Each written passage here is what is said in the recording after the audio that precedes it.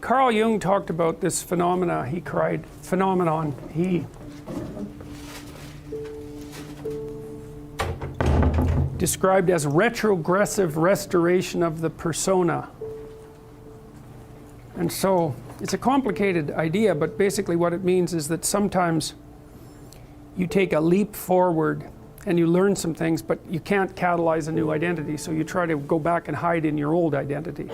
And that actually doesn't work, because, well, things have changed and you've learned something, and that isn't who you are anymore. And so it's like you have to cut parts of yourself off in a destructive manner to fit back into the person that you were. Now what happens here is that Pinocchio escapes from this tyrannical situation and undergoes this descent into chaos, but he tries to go back home. He tries to go back to what he was, and he can't do that anymore. His father isn't at home anymore. And so when he goes home, he finds that there's no home there. Now, this happens to people sometimes, and it's often a shock to them. So one of the things I've noticed about Peter Pan type, I'm going to speak about men here because I've observed it more in men, is that they'll often stay under the thumb of their father. And you think, well, why would someone do that? Because it means they're subject to the tyrannical judgment of their father. They're always concerned about what their father would think, or whether their father approves of them, and so forth.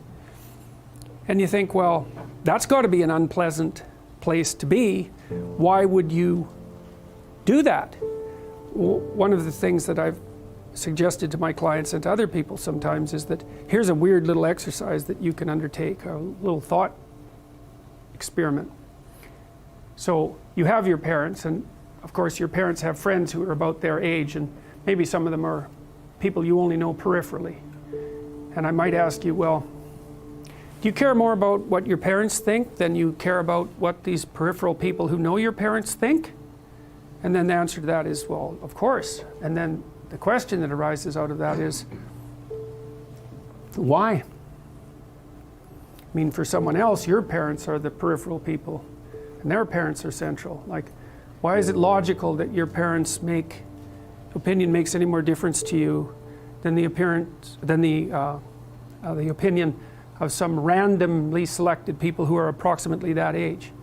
Why is it the case that you would consider that they would know more than someone else? I mean, I know they know you better, and fair enough, but that's not the point.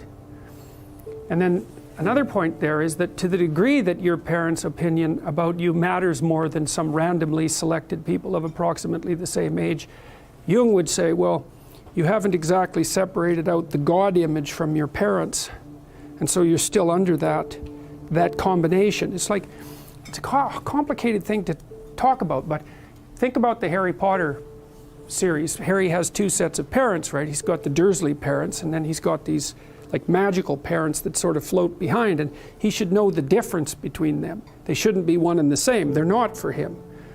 And it's like, well, you have your parents and you have nature and culture as parents, and you shouldn't be thinking that your parents are nature and culture as well. They shouldn't have final dominion over you. It means that you're not an individual yet if that's the case.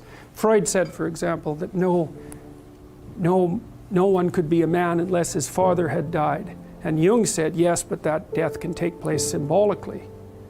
Okay, so there's that part of the idea. And then another part of the idea is, one of the times in your life when you actually realize that you're an individual is when you'll go and ask your parents something, and you'll realize they actually don't know any more about what you should do than you do. And that sucks. And that's partly why people are often willing to maintain a tyrant-slave relationship with their father. It's like, on the one hand, you have to be inferior in a relationship like that. You know, you've always got the judge watching you. But on the other hand, there's always someone who knows what to do. There's always someone standing between you and the unknown that you can go ask, what should I do? Well, at some point you'll realize that the reason you can't ask that anymore is because they actually don't know any more than you do. And then that's a pain. Like that is a symbolic death.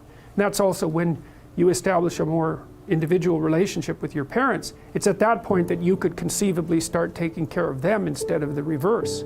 And that's a time that should come. But you have to let that image of perfection go. And that exposes you. Well, that's what happens here. You know, Pinocchio goes home and he wants things to be the way they were, and he wants to stay under the careful care of the benevolent father, but that's no longer possible. He's past that point, and that's why the father has disappeared. And so Geppetto has gone off to look for Pinocchio because he also needs his son, but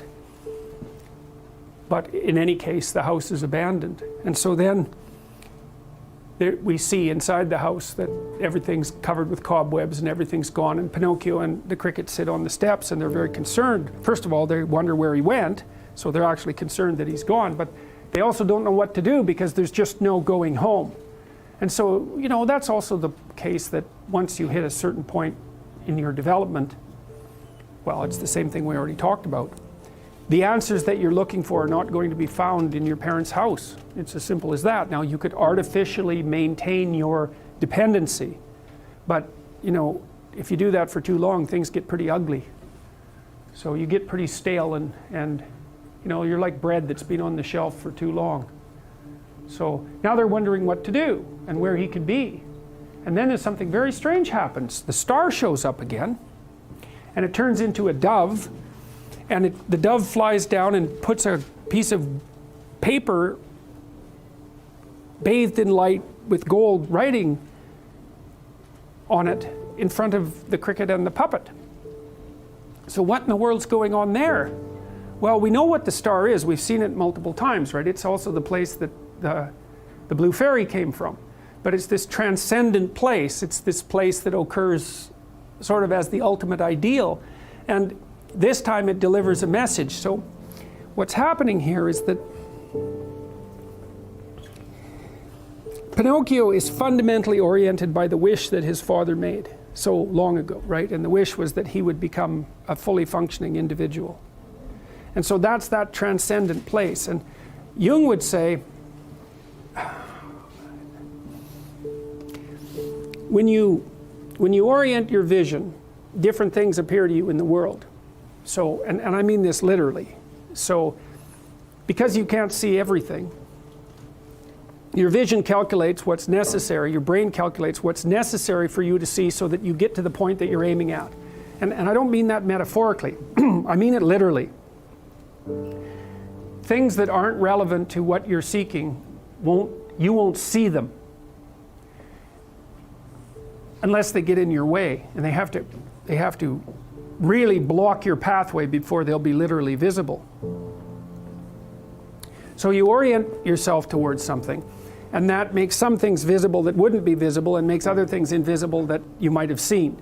And so when you change your orientation, what manifests itself in the world also changes. Now, Pinocchio is in despair here, and he asks himself, where could my father have gone?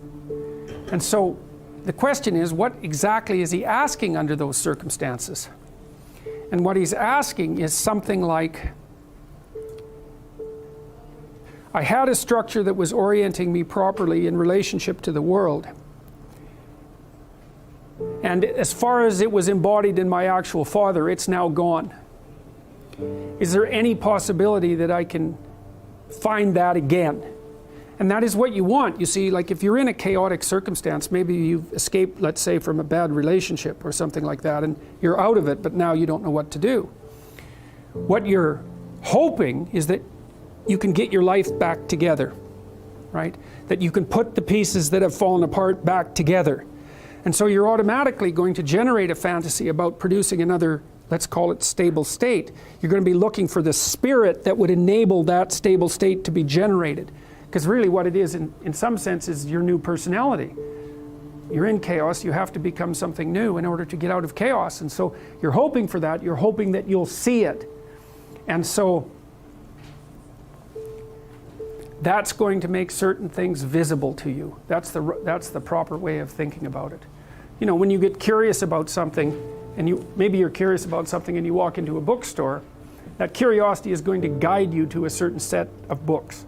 The fact that you have the question in mind is going to open your eyes to certain kinds of possibilities. And so if your goal is to reestablish your union with the positive father, let's say, then certain things are going to appear and other things aren't. And that's really what this represents.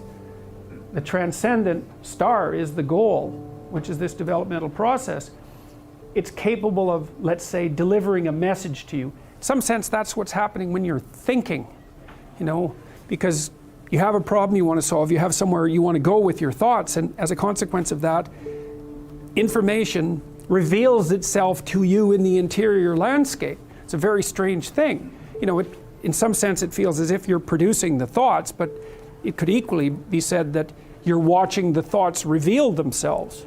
And which of those is the more accurate description is by no means obvious. You can certainly have thoughts that surprise you, which is very strange. It's like, they're your thoughts, how in the world can they surprise you? But they do. So it's like you didn't know them before you thought them up. And then the question is, well, where did they come from if you didn't know them before you thought them up? Well, they sort of spring out of the void.